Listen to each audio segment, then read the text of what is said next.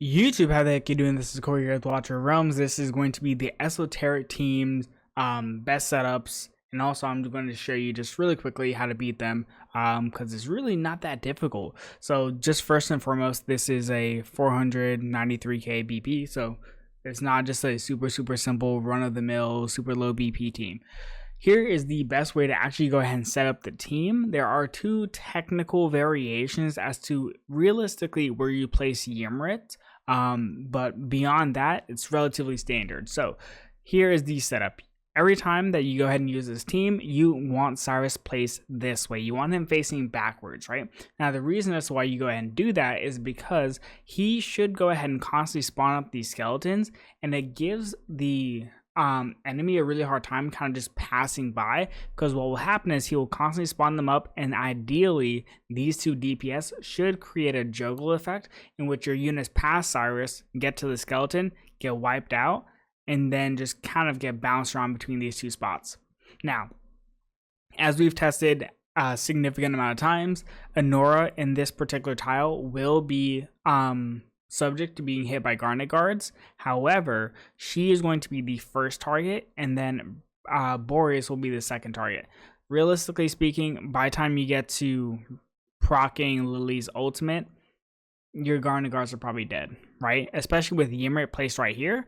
The reason why they place Ymrit right here is to go ahead and effectively kind of pump out as much DPS and CC by the time units are here. So realistically, overall, the setup is very strong.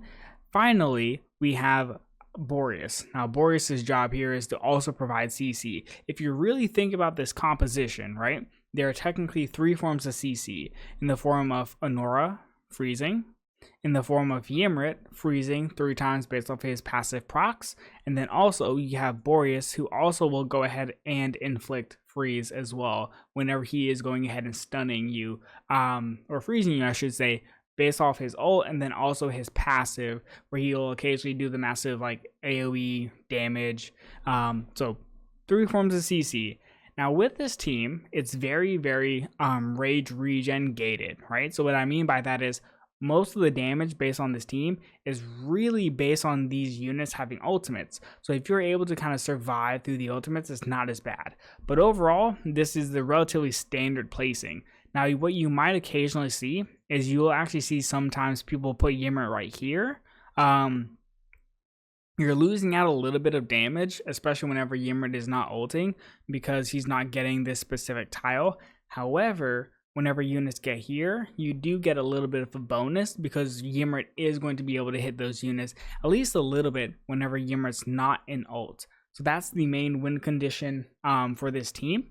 Now, there really aren't that many overall variations in terms of placements. Typically, if someone's going ahead and running a Esoteric team, they're going to run it such as this, right? It's just the most optimal way.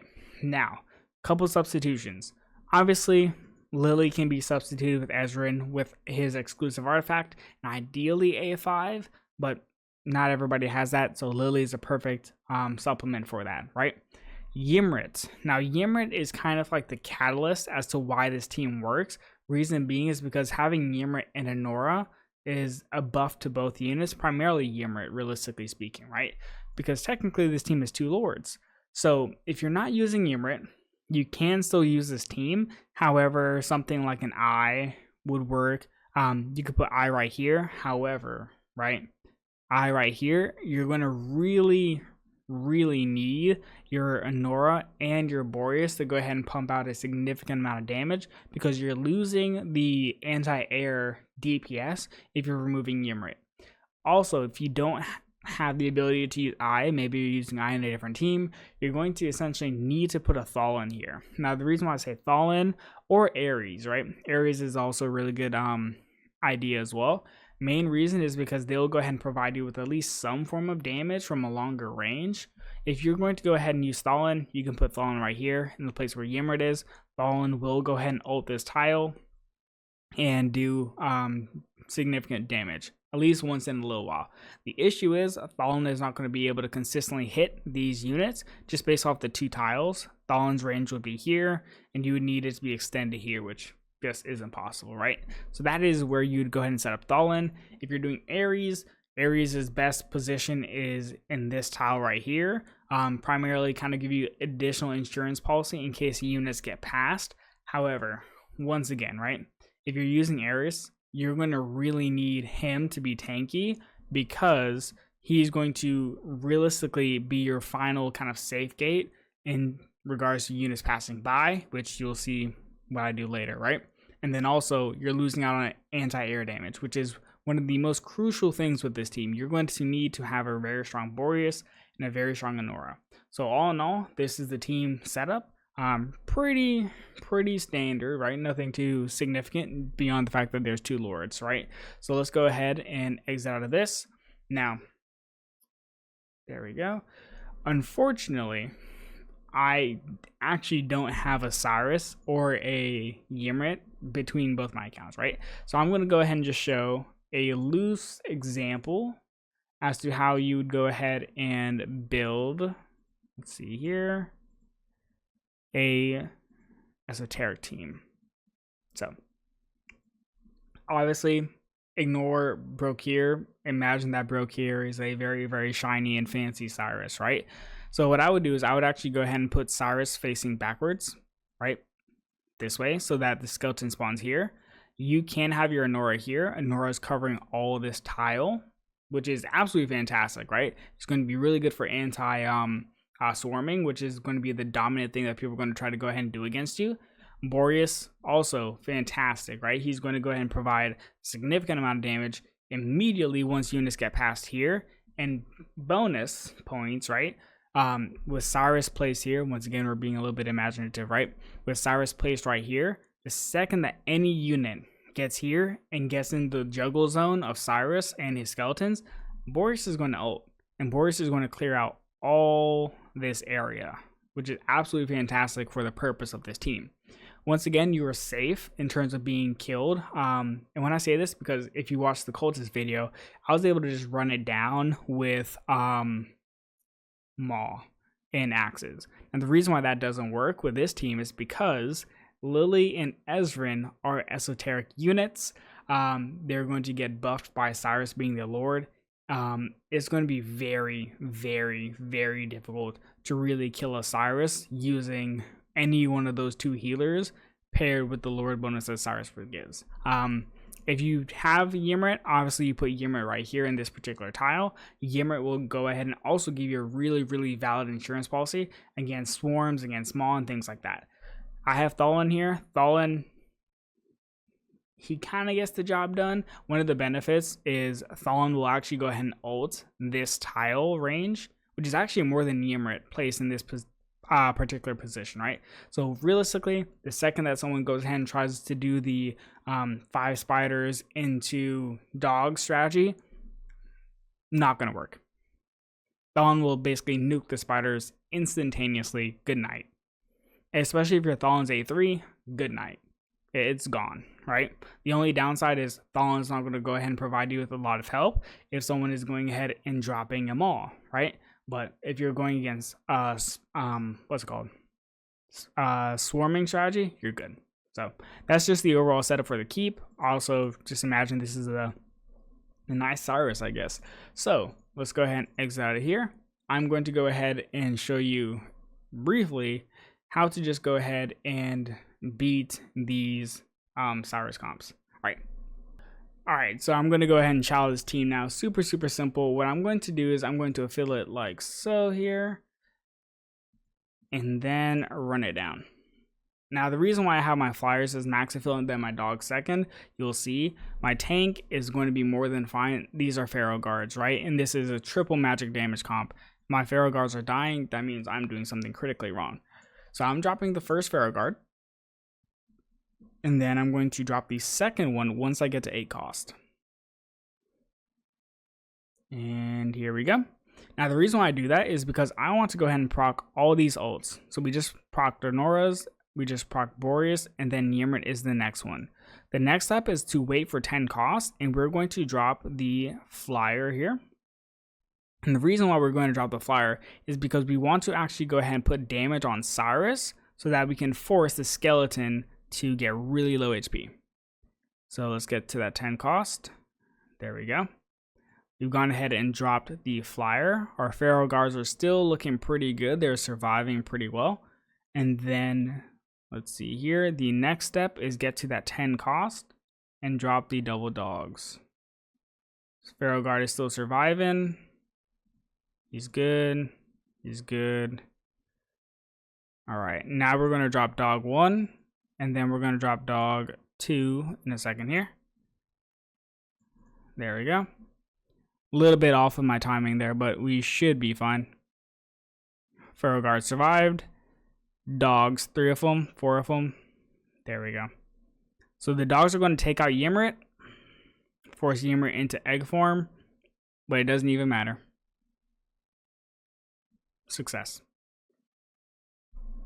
Alright, so I'm going to go ahead and do that again, but I'm going to like really slow it down just so that you can see how to beat this team.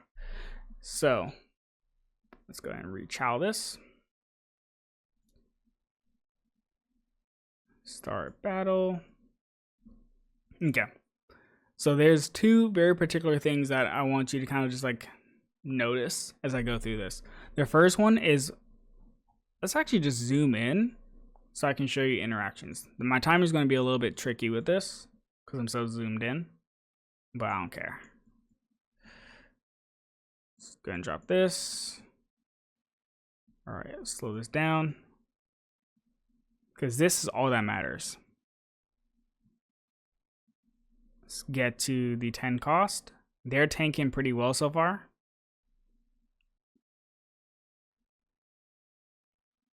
All right, drop this flyer. So all that matters is the interaction between Cyrus and the flyer. So the flyer should get here now. Boom, we're putting damage on the skeleton. Another chunk. Another chunk. And I don't even care if this other tank dies. Or this feral guard dies. I don't care. Because we should have the same results. There we go. There we go. 2 of them. The flyer is still surviving. Still doing his job. Awesome. So that's the interaction, right? The flyer will go ahead and force the skeleton to get low HP and the dogs can get through. So let's just go ahead and do this as a normal run now. And this will be the final one. So let's go ahead and drop tank 1. Speed this up. 8 cost. Tank 2. Speed this up.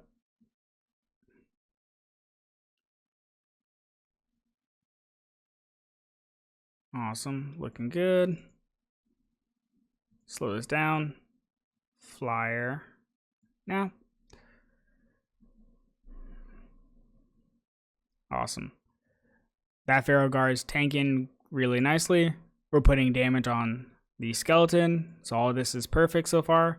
Let's go ahead and get to that 10 cost, drop double dogs, and we are good to go. Let's go ahead and drop it now. There we go. Feral guard is still tanking. Lovely. And even though he catches that last dog, it doesn't even matter. Because Ymrit's gone. Success. It is that easy. 3 units. 3.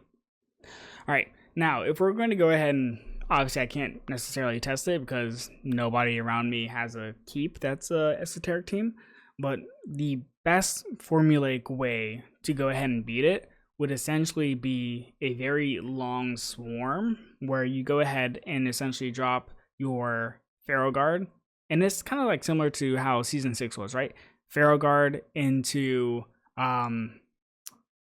the Fool into Necro Healer, double dogs, right?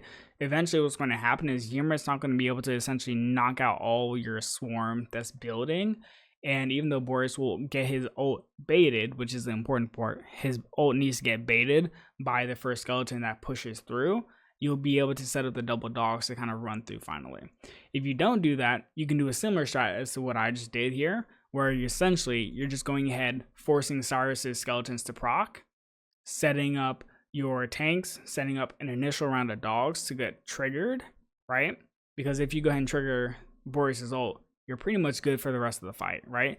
One, Boreas isn't going to ult initially whenever you're in the keeps because of the placement for him. So you get a lot less damage that's getting tacked onto you. You're really only tanking Honora and Ymrit, which is much more doable than tanking a Boreas. And then you can just kind of run it down from there. But overall, I would say Esoterics are probably going to be really strong. It's just, if you have the BP to deal with it, it's not that hard. But you need to have the BP, right? This is, at least for this map, is going to be a BP check. Anyways, hopefully you learned how to beat these teams a little bit more effectively. Obviously, this is a decently strong Esoteric team, but I also kind of show that you can do it with basically 3 units. So, anyways, see ya.